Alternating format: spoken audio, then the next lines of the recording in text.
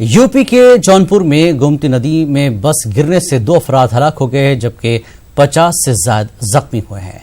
बस सड़क से 20 फुट गहरी नदी में गिर गई। मौके पर पहुंची फायर ब्रिगेड की टीम ने आग पर काबू पा लिया है। पुलिस और मकामी लोगों की मदद से जख्मी मुसाफिरों को अस्पताल में दाखिल किया गया है। यह हादसा आजमगढ़ रोड पर पेश आया।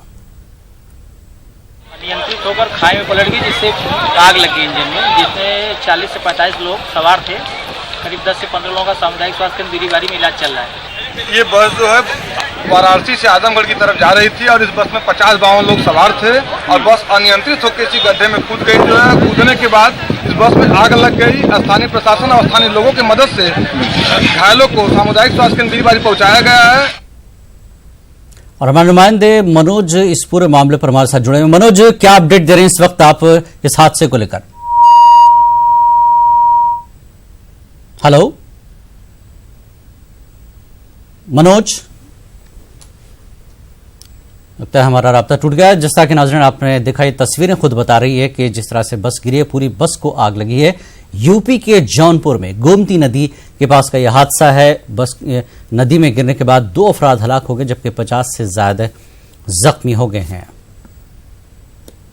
और आगे बढ़ते हैं। अलीगढ़ में नाबालिग के कत्ल के मामले में अब तक 2 मुलजमीन को गिरफ्तार किया गया है। एक मुलजिम अभी भी पुलिस की गिरफ्त से बाहर है। मुलजमीन पर रसोका लगेगा। फास्ट ट्रैक कोर्ट में मुकदमा चला जाएगा। और आपको बता दें कि इन मुलजमीन पर बच्ची को कत्ल कर जलाने का इल्जाम है।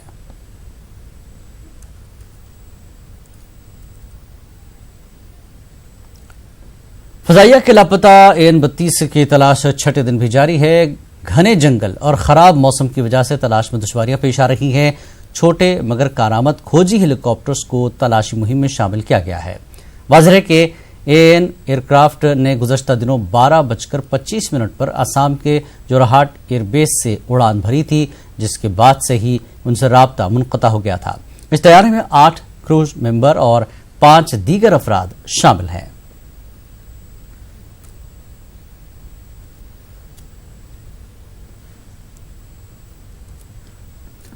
लोकसभा इंतखाब खत्म होने के बाद अब अक़लियती इदारों की तश्कील का मुतालबा जोर पकड़ने लगा है। मुहिबान उर्दू ने उर्दू अकेडमी और गवर्नमेंट उर्दू लाइब्रेरीज की फौरी तश्कील का मुतालबा किया है।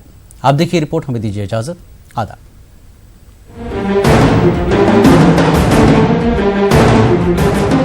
बिहार उर्दू अकेडमी की तहलील होने के सबब रियासत में उर्दू का तरक्याती काम पूरी तरह से बंद है। लोकसभा इंतखाब से कबल हुकूमत ने कई इदारों की तश्कील की थी, ताहम उर्दू अकेडमी को नजरअंदाज कर दिया गया था। अपोजिशन ने इस मामले पर नीतीश हुकूमत को शदीद तनकीद का निशाना बनाया है। हुकूमत नहीं चाहती है कि किसी भी तरह से उर्दू का डेवलपमेंट हो। उर्दू अकेडमी से माहौल बनता है उर्दू का, और उर्दू अकेडमी इतने दिनों से नहीं सिगरेटी है, ये अफसोसनाक है। हम चाहते हैं कि ETV उर्दू के माध्यम से हमने कहना चाहते हैं वज़ीर आला से कि आखिर ये चीज़ कब बहाल करें, क्या क्राइटेरिया है उनका। इसलिए जल्द से जल्द वो उर्दू अकेडमी में सिगरेटी बहाल करें, ताकि उर्दू अकेडमी अपने काम को सही तरीके से अंजाम दे सके। दूसरी जानिब महकमे अक़लियती उमूर ने दावा किया है कि हुकूमत अक़लियतों के फलाह के ताल्लुक से संजीदा है।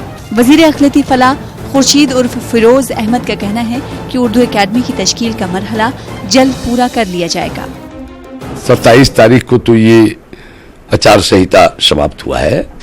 मैं समझता हूँ कि अब जो है सारे जो भी आयोगों का या उर्दू अकेडमी जो भी है, ये सारे जो है अब उसकी पूरा कर लिया जाएगा। वो गठन जो नहीं हुआ है, और इस पर सरकार गंभीर रूप से तवज्जो देकर इसको फौरन इसको गठन करेगी।